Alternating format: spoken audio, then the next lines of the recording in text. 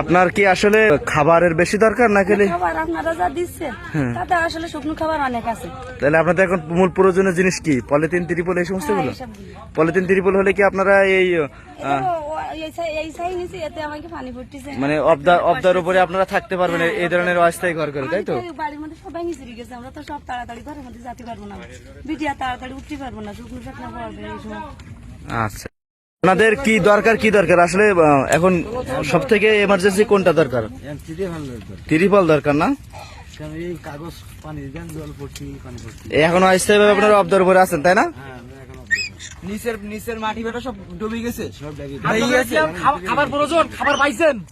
খাবার পাইছেন কাকা? খাবার মোটামুটি পর্যাপ্ত পরিমাণ হচ্ছে, কিন্তু থাকার জন্য ত্রিপল, পলিথিন এগুলো হলে বেশি ভালো হয়। ইনশাআল্লাহ আমরা ব্যবস্থা করব ইনশাআল্লাহ। ঠিক আছে, ইনশাআল্লাহ। আমরা স্বেচ্ছাসেবক অনেকে সবাই কাজ করতেছে, ব্যবস্থা হবে ইনশাআল্লাহ।